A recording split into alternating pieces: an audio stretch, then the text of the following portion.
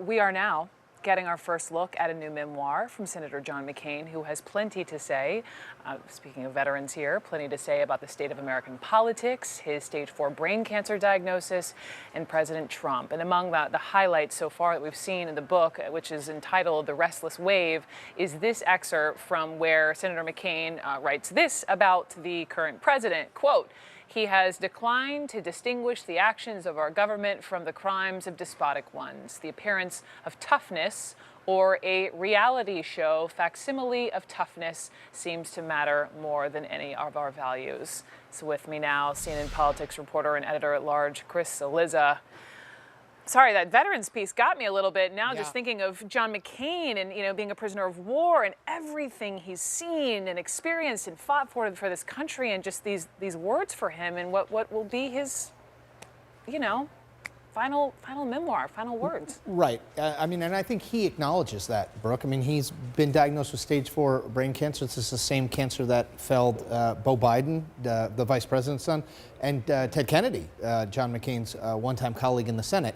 I think what is striking is, first of all, McCain came into public life in a lot of ways, in a major way for Faith of My Fathers. The book about the connection, the connective tissue of the military and how he learned. This book, co-written by Mark Salter, as have his other books been, his former chief of staff in the Senate, and a reflection on no matter what you think of John McCain's politics, left, right, center, an amazing life, a tremendously eventful and a tremendously meaningful life. And his criticism of Donald Trump will draw the headlines. But I do think if you look at the sweep of John McCain's life, from the Naval Academy to being a prisoner of war, to the House, to the Senate, to running for president, to being the nominee, now to this, it's a remarkable journey.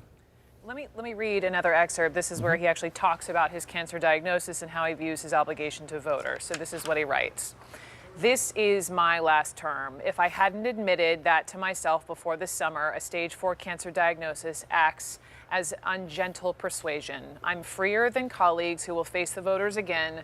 I can speak my mind without fearing the consequences much, and I can vote my conscience without worry. I don't think I'm free to disregard my constituents' wishes, far from it. I don't feel excused from keeping pledges I made, nor do I wish to harm my party's prospects. But I do feel a pressing responsibility to give Americans my best judgment. Before I leave, I'd like to see our politics begin to return to the purposes and practices that distinguish our history from the history of other nations." Well, and Brooke, let me just add, on a not encouraging note, 48 hours ago, Donald Trump was in Michigan, made reference, although not by name, to John McCain, as he often does in his speech, his sort of campaign speech, talking about how one senator voted down on healthcare and how disappointing that was.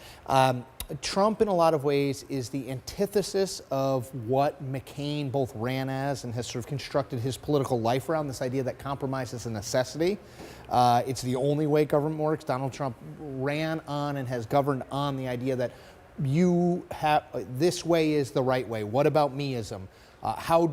What does this mean for me and my constituents?